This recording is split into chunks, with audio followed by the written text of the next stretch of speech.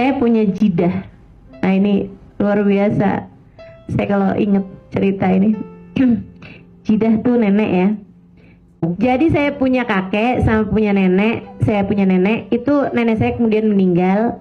Kakek saya menikah lagi, itu ya. Namanya kan nenek sambung nih kan. Jadi beda usianya itu antara kakek saya sama nenek saya. Di saat kakek saya usia 90 tahun, beliau usianya sekitar 60-an tahun atau 70-an tahun. Jadi usianya bedanya di atas 20-an tahun, kayak 25 hampir 30-an tahun. Beda antara kakek saya sama nenek saya. Orangnya Masya Allah gitu. Terus beliau ini, kakek saya ini, alhamdulillah tuh teman-teman saya sekalian, sampai dengan usianya 90 tahun nggak punya sakit apa-apa. Cuman di usia 92-93an tuh mulain beliau pikun. Dan itu kalau bisa dibilang sakit, satu-satunya sakit yang beliau alami gitu kan. Beliau lupa semua bahasa kecuali bahasa Arab.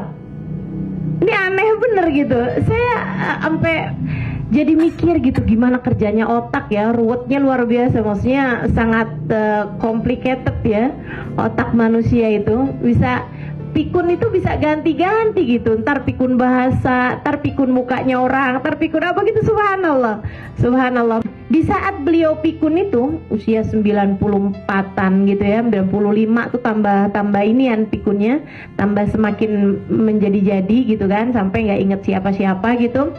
Pada saat itulah nenek yang usianya waktu itu hampir 70-an saya kira ya, itu mulai sakit, dan sakitnya jadi tambah semakin berat. Di saat kakek tuh udah lupa siapa nenek. Jadi subhanallah, kakek saya itu lupa sama perempuan tapi ingat sama laki-laki. Jadi beliau lupa sama ibu saya yang adalah anaknya, tapi ingat sama abah saya yang adalah menantunya. Di saat istrinya sakit udah nggak berdaya, maksudnya udah di atas tempat tidur kena stroke. Itu beliau kerjaannya suka pergi ke rumah anaknya yang laki-laki, namanya uak saya ini ya, paman saya, namanya Abdurrahman. Dia bilang gitu, "Man," katanya gitu, "ada orang sakit di rumah nggak pulang-pulang." Berarti itu istrinya. Ada orang sakit di rumah katanya nggak pulang-pulang, kesian dah. Apa saya kasih uang aja ya biar dia pulang, biar pulang ke rumah orang tuanya gitu. Dia nggak ingat kalau itu istrinya. Sampai kemudian di saat yang lagi kondisinya kayak begitu, nenek saya meninggal. Saya ada di sana, jadi saya tahu banget ini cerita ini nih teman-teman. Saya lagi ada di sana ketika dapat kabar bahwa nenek itu kayak kena serangan gitu kan. Akhirnya dibawa pergi ke rumah sakit, tapi di jalan sudah habis. Ya, di jalan udah meninggal dunia. Kemudian dipastikan oleh pihak rumah sakit untuk periksa gitu bahwa memang udah nggak ada gitu kan. Habis itu langsung dinyatakan meninggal dunia. Habis itu kemudian dibawa pulang jenazahnya. Nah, waktu jenazahnya lagi mau diurusin dibawa pulang, kami yang udah dapat kabar itu segera siap-siap untuk pergi ke rumahnya nenek, kan begitu ya, pergi ke rumahnya kakek saya ini.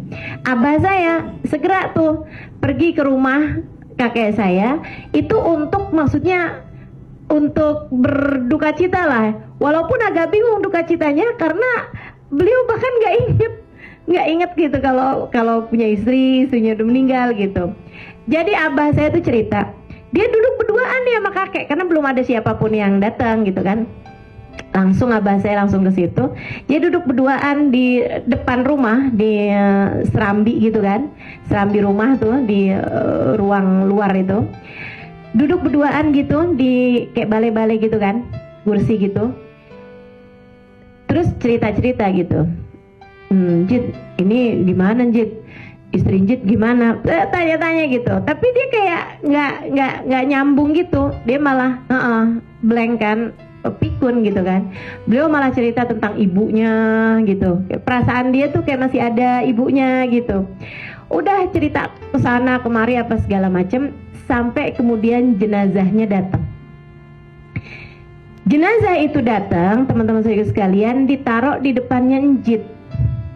Kemudian abah saya buka ininya apa namanya mukanya gitu kan, belum diapa-apain kan jenazahnya, maksudnya baru ditutupin aja gitu, baru maksudnya iya masih pakai baju yang tadi gitu kan, cuman ditambahin kain gitu aja. Abah saya buka gitu kain mukanya, dan itu subhanallah, kakek saya kembali memorinya 100% ketika ngelihat jenazah istrinya. Beliau kemudian bilang, ya Allah, ini istri saya nih Fadlun binti Zain, itu sampai disebutin sama binnya, ingat 100%. Ya Allah, ini istri saya Fadlun binti Zain Babut. Ya Allah, istri saya meninggal nih, Masya Allah. Habis itu dia kemudian nangis, innalillah, istri saya nih meninggal, ini istri saya nih perempuan soleha. Dia kemudian ciumin dari ujung rambut ke ujung kaki, diciumin sama dia. Ya Allah, ini istri saya nih, ya Allah, diciumin jenazahnya gitu sampai ke kakinya. Ya Allah, saya ridho sama dia dari ujung rambut ke ujung kaki. Ya Allah, saksikan saya ridho sama dia dari ujung rambut sampai ke ujung kakinya, ya Allah. Nangis sampai abah saya ikutan nangis, yang bener-bener nangis gitu.